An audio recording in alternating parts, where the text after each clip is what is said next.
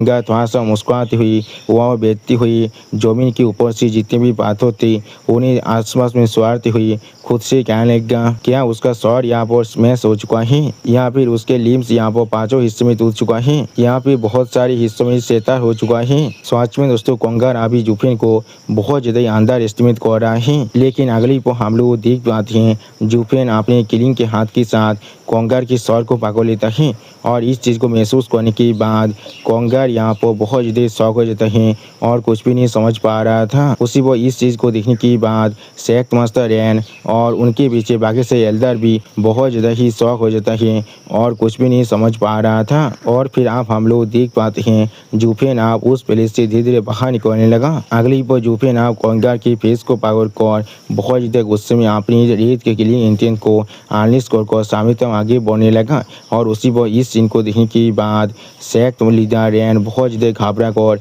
जोर से चिल्ला कर कंगार से कहने लगा, कंगार कंगार क्या तुम ठीक हो। सच में दोस्तों इस सीन के अंदर जुफिन अभी यहाँ पर बहुत ज़्यादा ही खतरनाक दिख रहा था। और फिर आप जुफिन की तरफ देखते हुए शेख लीडर रैन बहुत ज़्यादा परेशान होकर जोर से चिल्ला कर जुफिन से कहने लगा, जुफिन जुफिन तुम यहाँ पर इस बुद्धि आदमी के एक पाँच को खाए हो, लेकिन फिर भी तुम यहाँ पर आंसू में नहीं मरी हो, लेकिन ऐसा कैसे हो सकता है। सच में दोस्तों इस सीन के अंदर शेख लीडर रैन अभी यहाँ पर बहुत ज़्यादा ही शौक दिख रहा था। और फिर आप शेख लीडर रैन की इस तरह की बात को सुनने के बाद जुफिन थोड़ा सा मुस्कुराती हुई शेख लीडर रैन की तरफ देखती हुई शेख लीडर रैन से पूछने लगा, क्या मैं मरने वाला था। अगली पर जुफिन आप अपने रेड ड्रैगन किंग के सोल को अनलीश करते हुए बहुत ज़्यादा एक्साइटेड होकर जोर से चिल्लाकर शेख लीडर रैन से कहने लगा, मैं यहाँ पर एक दीपा तेज स्पीड हूँ, तो भी क्या किसी को एक से ज़्यादा बार मारा जा सकता है। तो आज में दोस्तों इस सीन के अंदर